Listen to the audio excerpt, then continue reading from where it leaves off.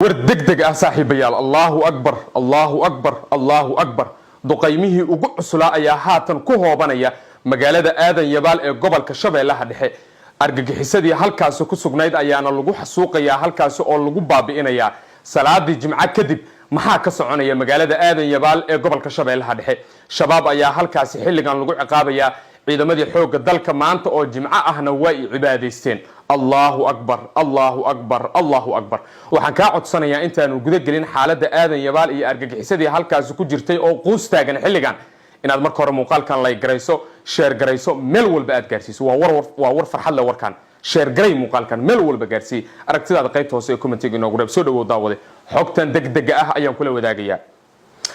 wararka xilligan aynu ku helayno magaalada aadan yabaal ee ka tirsan gobolka Shabeellaha Dhexe ayaa waxa ay sheegayaan in gantaalo aad u fara badan lagu garaacayo xilligan oo duhur ah magaalada aadan yabaal ee gobolka Shabeellaha Dhexe argagixisadii halkaas ku sugnayd ayaa baaba loo daaraya waxa ayna argagixisadu la kulmaysaa jab aad u xoogan isbitaalka Amora Specialist waxa uu dalka keenay qalab casri ah oo adigoo aan qalin lagu marsin ama dawo lagu siin ayaa laga daaweynayaa hameeyirida ragga waxaan xaadir kugu ah isbitaalka dhaqaatiir PhD sidata oo 20 sano wax ka badan ka shaqeynayay cilmiga cudurrada ragga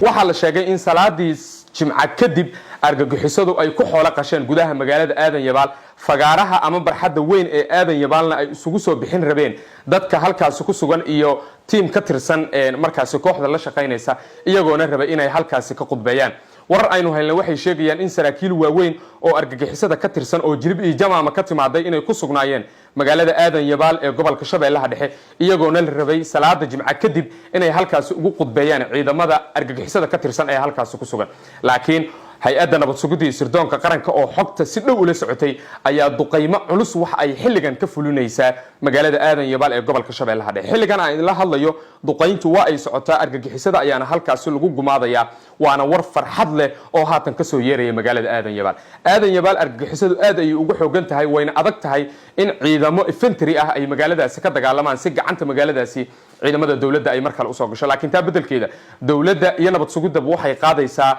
arrin bogaadin mudan oo ah in dhanka cirka ah ay ka duqeynayaan xilligan magaalada aadan yabaal ee gobolka Shabeellaha Dhexe Allahu akbar wixii ka soo kordha xaaladaasi waan kula wadaagi doonaa laakiin waxa la sheegay in argagixisada halkaas lagu xasuuqay ay gaarayaan 22 ruux oo argagixisada ka tirsan dhaawacyadu aad ay u fara badan yihiin magaalada aadan yabaal qaybo ka tirsanna waliba way ololeysaa markaas oo xilligan way ololeysaa 3 neef ayayna qalanayeen oo geel ah argagixisada oo ay rabeen inay halkaas ku qadeeyaan laakiin qadadii